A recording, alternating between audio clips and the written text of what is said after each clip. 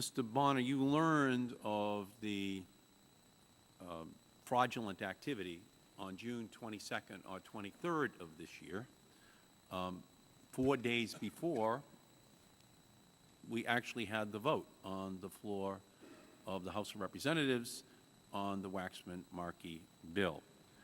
Why didn't you take action before June 26th, before the vote on the floor of Congress, to let the members of Congress know that the NAACP, that the university women were not in opposition to the clean energy legislation? Mr. Chairman. Could you turn on your microphone and move the microphone? Mr. Chairman, I am personally very sorry that I did not immediately go up to the 3 members involved, sit in their office until I was able to talk to somebody and tell them directly what had happened.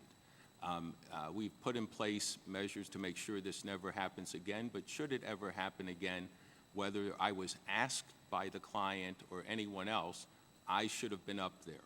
We were wrong not to be up there. I should have sat there and made sure that the 3 members knew. We reached out to the organizations that were victims of this fraud to make sure that they knew about this, and we started that immediately. But the members of Congress should have been contacted. I take responsibility, sir, for not doing that. Now, why was it so hard for anyone who worked at Bonner not to meet with the members personally, but just to make a phone call to let them know that you had identified the fact that the NAACP, the university women, were not in opposition? Those are not insignificant organizations in our country. That really does put a thumb on the scale against clean energy technologies, and word would spread on the House floor as to why particular members might be considering opposing the legislation. Why could a phone call not have been made from Bonner to those 3 members so that they and their staffs would not be representing that these very distinguished organizations were in opposition to the legislation? Well, Mr. Chairman, we should have done that, and we should have gone beyond the call, and I should have personally sat there to make sure the message got through. Regardless of how little or how much effort that would have taken, it should have been done, sir. Did you personally know that the vote was taking place? No, I didn't know when the vote was taking place. I do know when we discovered the fraud. And you're saying that you just didn't have processes in place at Bonner to notify people when a fraud was in fact being perpetrated, and as a result, those extra 3 or 4 days, the critical days before the vote, there was no notification of the members of Congress that the NAACP was not in opposition? Mr. Chairman, we're a grassroots firm. We're not a lobbying firm. But having said that, we should have found a way to make sure that the Hill was notified promptly by us immediately. We have put in place these 5 steps to make sure that that can't happen in the future, because no letter will go up to the Hill until we have another person at Bonner & Associates, a permanent staff person, has verified that that letter is legitimate at the 100% level. No letter to any elected official, Mr. Chairman. So you say that you didn't know when the vote was going to occur, but that was about as well advertised a moment in legislative activity as could possibly exist. A deadline had been set. We were going to have the vote before we broke for the 4th of July. And earlier in that week, Bonner did receive the information that would have made it possible for those members of Congress to know that these very distinguished groups had not, in fact, issued statements in opposition to the legislation.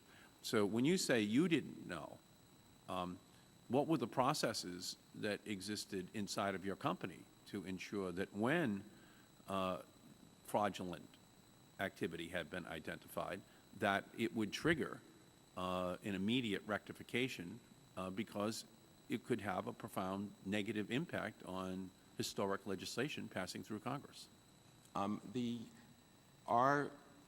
As I said, we're a grassroots firm, not a lobbying firm, so we weren't following precisely when that vote would occur. However, regardless of whether the vote was in 24 hours or 3 weeks away or whatever point in the future, I feel I personally should have gone up to the Hill and made sure that members knew that, whether the vote was the next day or 2 weeks later. Well, we have a letter here which had been sent from your organization, from the NAACP, saying to the member of Congress, you are about to vote on important environmental legislation, the Waxman-Markey bill. And it's signed here by Sheila Dow, NAACP, Charlottesville. Now, you knew by June 22nd or 23rd that this was not accurate. And that was internal information inside of Bonner. So what happened? Why didn't Bonner make this public? Why didn't they correct this mistake? Why didn't you let Congressman Perriello know that this was not accurate? This is no insignificant group in Virginia in terms of its impact on the decisions made by a congressman in terms of how they should be voting. When we found through our own quality control checks that the fraud had occurred, we immediately fired the person involved, and we immediately informed the client. We should have also immediately informed the member of Congress. And why didn't you? The reason we didn't is we felt our first responsibility, a responsibility of our firm as a grassroots firm, was to get to the organizations involved in a very open way and tell them that we, Bonner and Associates, had made this mistake, and that we apologized to these groups directly, and that we, as soon as we had found that this fraud had been committed by this temporary employee, fired that employee. And we should have also, as I look back on it, sir, and as I look forward to the future, should have immediately informed Congress of it at that moment.